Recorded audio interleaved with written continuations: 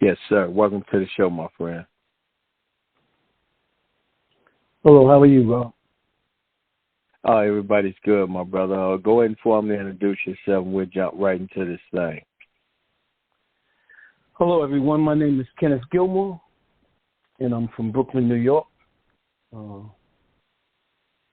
on the show because I was interested in becoming a part of the Streets Don't Love You Back Life Skills Intervention Program.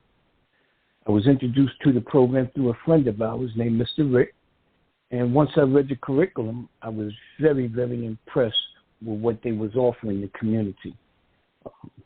To give you a little background about myself, I served 32 years in prison for killing a deputy mayor that was involved in a drug dispute with me. I say that to say that that's just simply to give you some background information, but it's not to glorify the crime in any sense of the word. I am deeply sorry for the things that I have done in my life, which is why I attempt to give back to the population, the kids, or the younger generation. I use the words kids lightly, but to the younger generation, so that we could do something better for them and they don't have to make the same mistakes that I made in my life. With that being said, I have a book that's published about my life story, Tried by Fire, the story of Kenneth Gilmore, sold in Barnes & Nobles and various other places. But I have a passion, a great passion to help people. And the Streets Don't Love You Back Life Skills Intervention Program has given me this opportunity. And saying that, I would love to thank Lucinda and Rob for creating such a fabulous program. And here we are. So maybe I can tell you about some of the things about the Streets Don't Love You Back and answer any questions that anyone may have. It's a 6-week course program. Go ahead, I'm sorry. Oh, go ahead, my brother. Go ahead. You go ahead and finish out.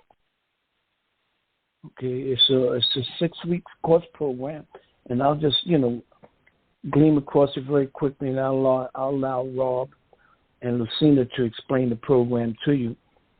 And matter of fact, why don't we do that? Rob, why don't you explain the program to them and what your intentions are with me and how we can introduce the program into the New York area. Well, first of all, I want to thank you for coming on the show. It's an honor to have you on the show and for you getting involved with the organization. The Streets Don't Love You Back organization started in 2009 with me and my wife, Lucinda. And from then to now, we've been working on prison reform for 13 years straight now. And our program is in 168 prisons around the country, and we do that ourselves. And we are very passionate about the work we do outside the prison system and out here in these streets and in the court system as well with the juveniles. So with that being said, it's a 6-week program. And when you get through with the program, it's a booklet that we send inside the prisons and in the courtroom here. And in the back, you take the test, and when you send the tests back in to us, then you receive your certificate of completion of going through the 6-week course. And we just would like to thank Mr. Gilmore for getting involved up there in Brooklyn, New York as well. And with that being said, I want to just ask Mr. Gilmore to explain some things that he do there in New York as a whole and what he does. Well, Rob, I've had the pleasure to be able to conduct seminars and workshops for the Board of Education, the police department, and private organizations. I've taught a course that's called True Self, False Self, and I learned that over the course of a lifetime that I got so far into the game that I forgot who I really was. And what I mean by that is when I was born and raised, my family taught me to be very respectful, decent, kind, and all those wonderful qualities that I was raised with just went out the window.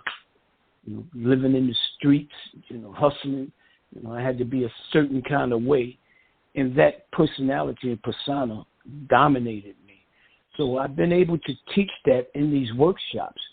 And more important than teaching just the workshops, I've been able to share with people the pain that is caused by people who, like myself, who commit crimes. And a lot of times when we talk about the things that we do, I believe that we leave out that element, which is a very important element. You know, I tell them about how the family suffers. And no family comes out on top, because even the victims, they suffer, and some of them never overcome it because of psychological damage, some physical damage. Then you have the situation where the families that support their loved ones that committed the crimes, they lose out because they're losing a loved one. So I like to share with the people when I'm teaching my groups, my workshops, about that pain, you know, hearing the cell doors slam.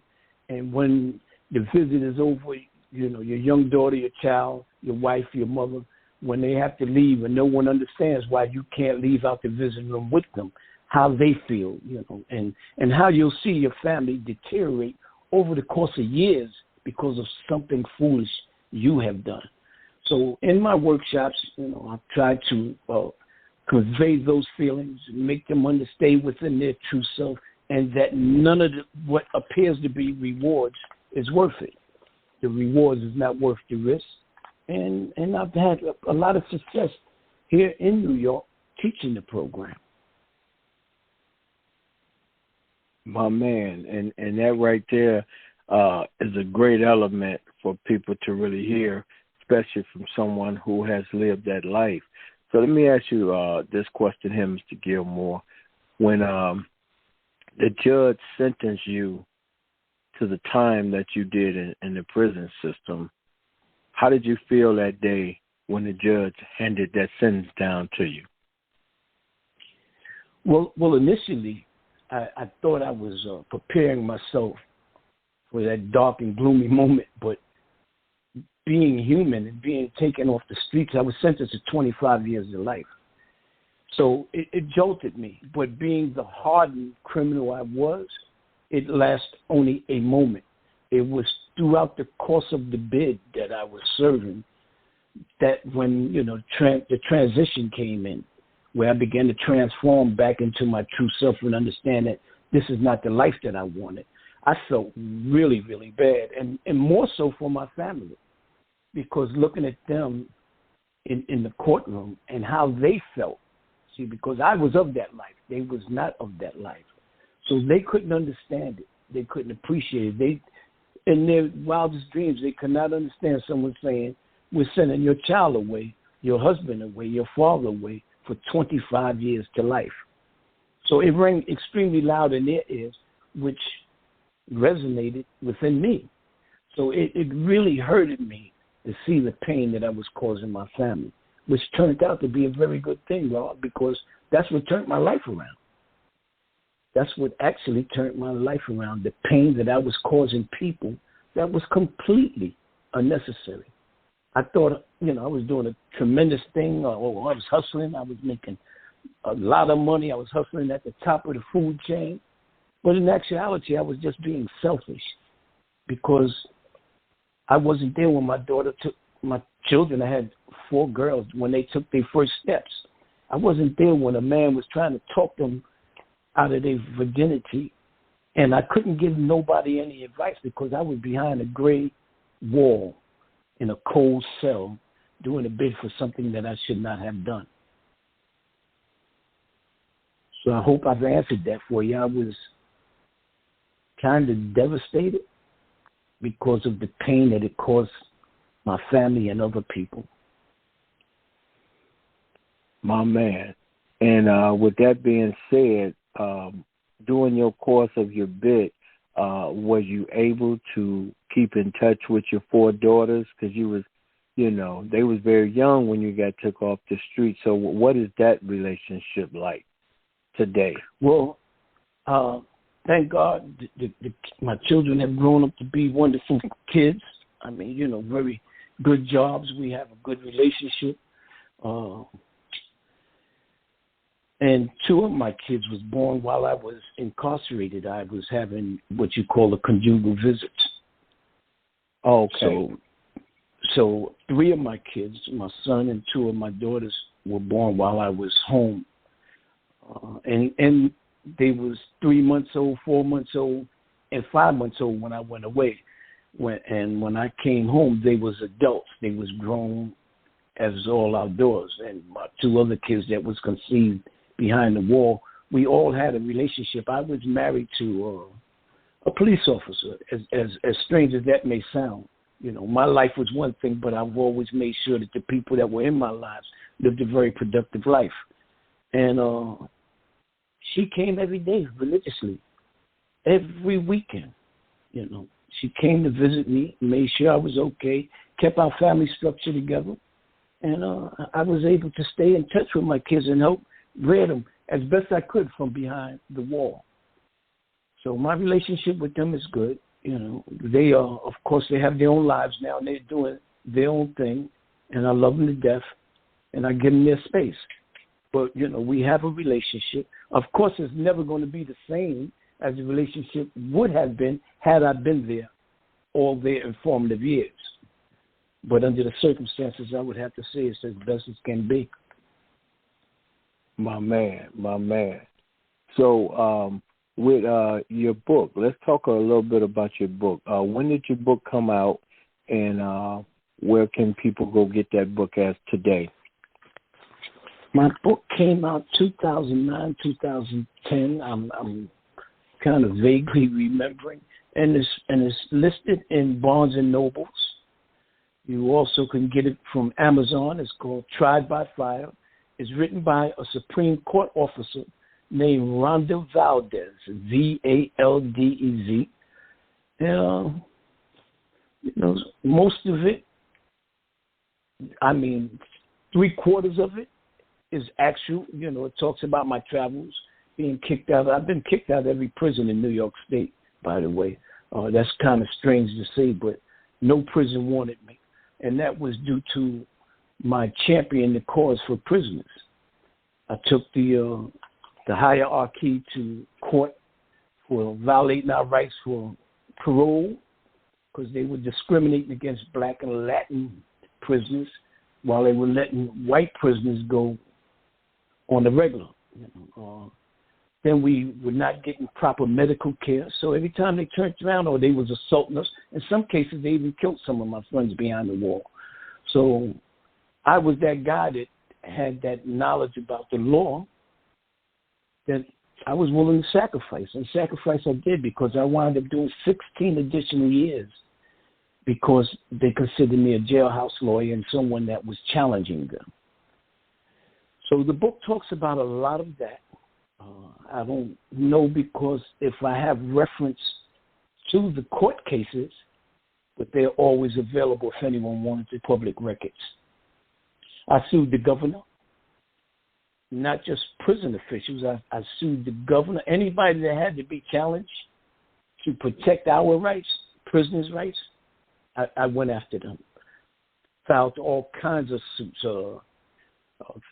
civil rights complaints, 1983s, federal Habes, state Habes, time computations. I was just blessed to be one that studied and learned the law pretty good. Myself, I had 5 trials. It was only 2 people in New York State that had 5 trials, and I was one of them. So every time they would find me guilty, we would find something that they did wrong, and I mean they went well outside the law to convict me. But at the end, I wound up getting convicted at the 5th trial, and here I am today. I've served my time and came home. So the book talks about a lot of that. And, you know, I'm thinking about writing a second book, because there's a lot of things that was not mentioned in the first book. So the book is available in Amazon and Barnes and Nobles and several other places. My man. So with that part being said, Mr. Gilmore, let's run it down as how did you grow up? Let's take it all the way back there. How did you grow up as a child, and what made you get into that life? Well, I was blessed to have both my parents in my home. my father and my mother. However, I have 4 other siblings, but they were from a different father. So my father raised all of us. And that created a funny kind of circumstance in the household. I was the baby. And being such, Rob, I was spoiled. By the time I was born, my father was okay. You want to say nigger rich, black rich? He was okay. I never wanted for anything. I had a gold spoon. I wore the finest of clothes. And that created a little situation with my sisters and brothers because they weren't afforded that same opportunity. Us coming up in the family, my father was born in 1909, left school very young to help raise his family and provide for his family. So they didn't have the education that parents have today. So they weren't able to explain to my siblings, we would have done this for you, but, we wasn't financially established then, blah, blah, blah. But so it was a lot of animosity and jealousy in the household. And I couldn't understand why I was having so many problems in the household, why I wasn't loved the way I thought I should be loved. Me and my sister was extremely close. My sister Dolores, we was extremely close, but there was always something, amiss going on in the household. So looking out my window, I was born in Fort Greene Projects, Brooklyn, New York. I didn't see doctors and lawyers. I seen hustlers. I seen pimps. I seen guys driving all these big fancy cars and dressing fly, and I wanted to emulate them. Those were my role models. And did I? When I hit the streets, I took the game to a whole nother level. As a young man, So I was in the streets since I was at the age of 9 and 10 years old, climbing up the ladder with crimes, doing the little simple things of robbery, or whatever it took to get recognized and to get extra money. And my father used to be so upset with me because he always said, whatever you want, you could have. But I didn't want to accept that. I just had this mentality that I wanted to do things on my own. So my life was not rough for me, but it was a lifestyle that I should not have taken, nor was it even necessary. So I wanted to emulate all the wrong people. My man on that. So is your parents still living? My mother just died. This is going on her 2nd year. My father died in 86, 87. Yeah, we all have to go through it. It's the one thing that's absolute death. So they were very good to me. We were always very close. They came to visit. I made it home for my mother.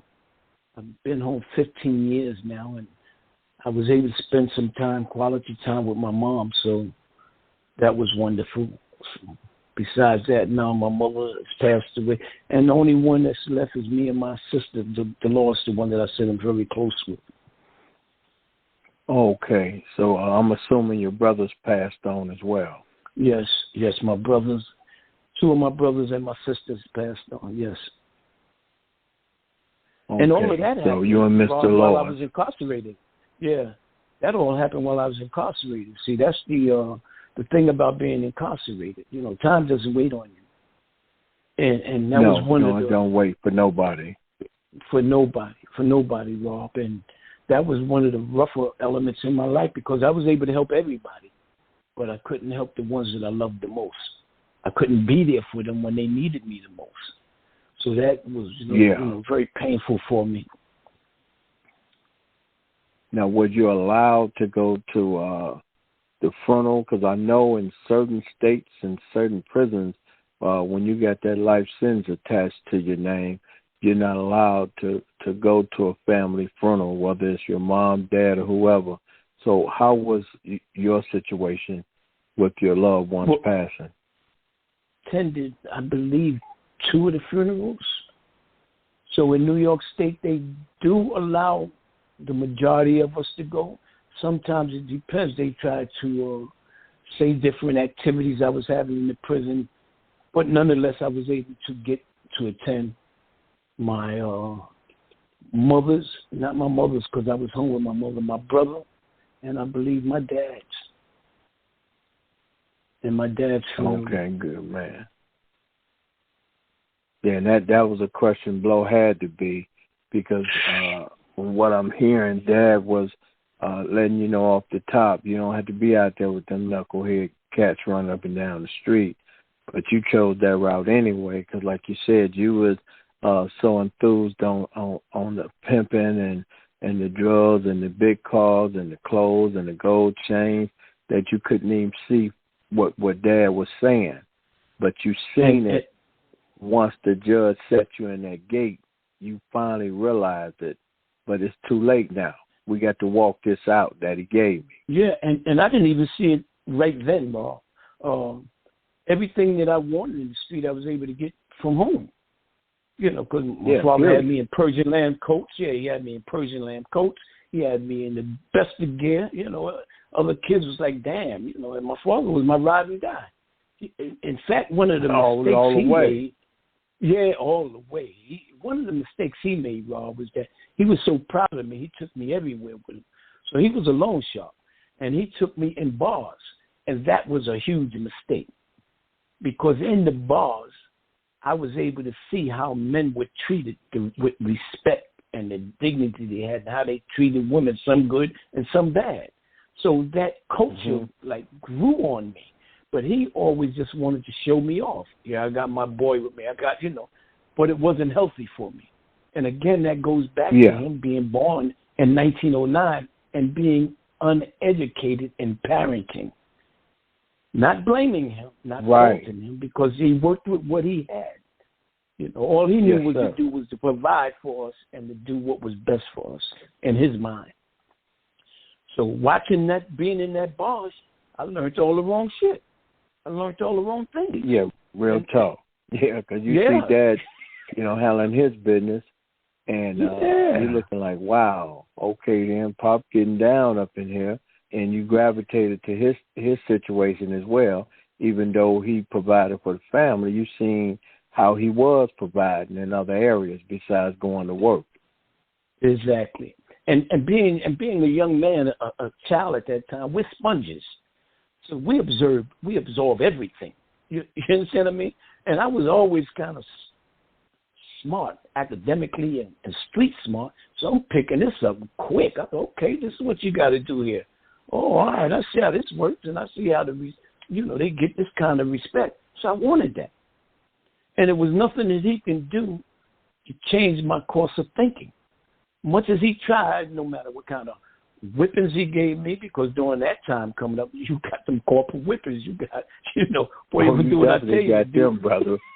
You got them for real. Exactly. And wherever you may have acted up at. If it was in the street, you getting it in the street. So, but none of that. Yeah, in the schoolhouse, too. That's right. So, and my parents came, Rob, I'm telling you, man, I was blessed, man. I found a dog. I've always been attracted to dogs, love animals. And when I found a dog, we couldn't have the dog in the project. So what does my father do? He buys a house just so I could have the dog. Wow. I'm giving you an example. I ran away, Rob. My father offered $10,000 for anybody that would find me.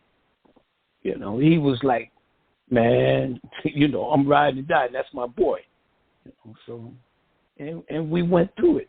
And everything I went through, my sister was right there with me. The loss was right there. It was her and I, always her and I. And still today, we're still very close.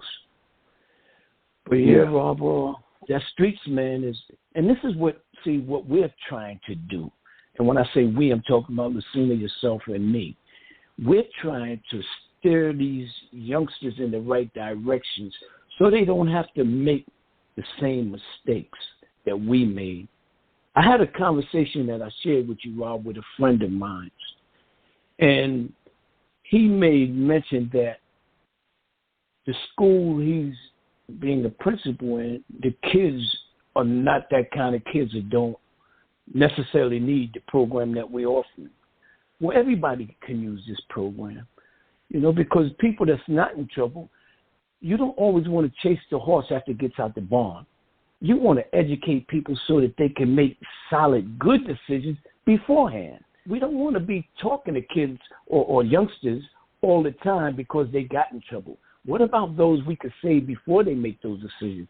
And that's what the Streets Don't Love You Back Life Skills Intervention Program offers. Period. Hands down.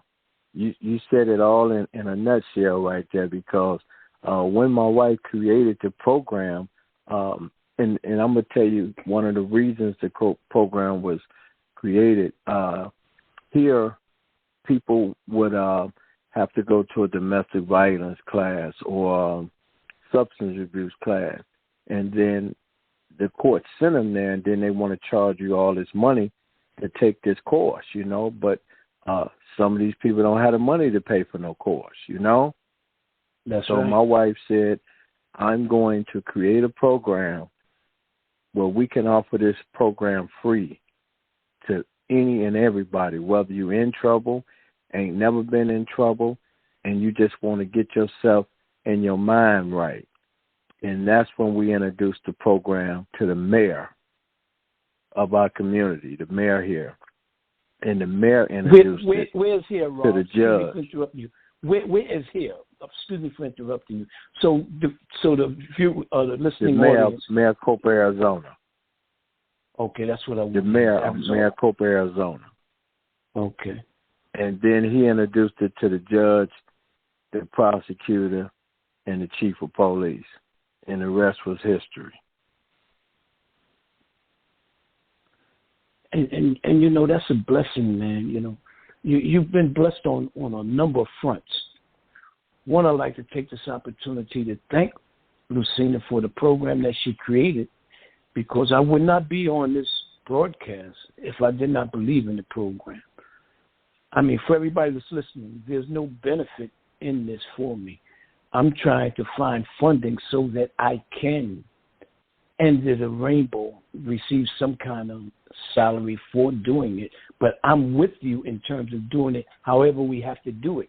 And for you and Lucinda to come up with a program, let me put great emphasis on this, for free means a lot. It means that you sacrificed a lot financially. A lot of people may not look at that, but you have sacrificed a lot financially to make sure that people have these skills, these life skills, to do good in life.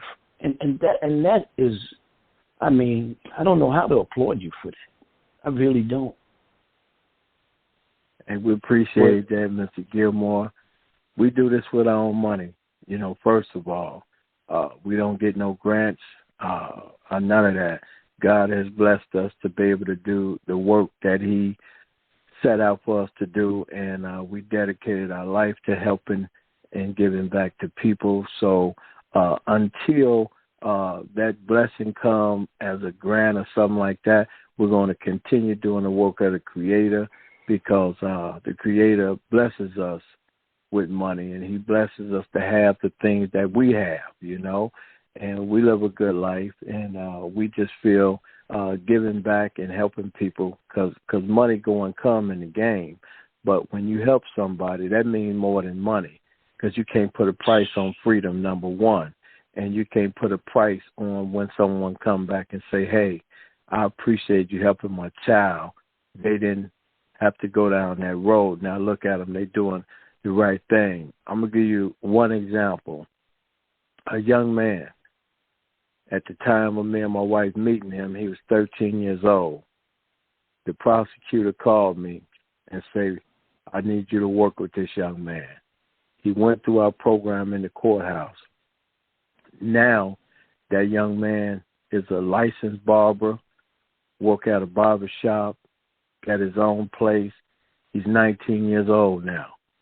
And his parents, we all keep in touch all the time. Me and him talk 2-3 times a week. So that's just one of our success stories out of thousands, and remind you, the intervention program started in 2015 when my wife created it. But we've been rocking in the prison system since '09, when we used to send newsletters and information inside the prison walls. So we've been doing this thing, man, and we're honored to do it, and we're going to continue doing it. Well, Rob, I think we've talked about this before, and one of the greatest rewards for myself as well is when people have, mentioned to me how much the program, the workshop that I was teaching meant to them. I've had people say, "Oh man, I shouldn't have went to a psychiatrist. We needed to come to you," because our stories relate to people, and we seem to have the uncanny ability to touch people because we live that life. You can't really, go into great detail unless you've been there and done that. And then I read a commentary from one of the people about your program, and it was a very touching statement about how much the program helped them. So, this is our reward when people are able to reach back and tell you, and it's greater than any dollar amount, like you said. Because this is why we put a price on helping a life. No, you certainly can't, my brother. You certainly can't. And I could tell you firsthand because I've took quite a few of them, and I don't say that bragging. I say that because I was a damn fool. I was stupid.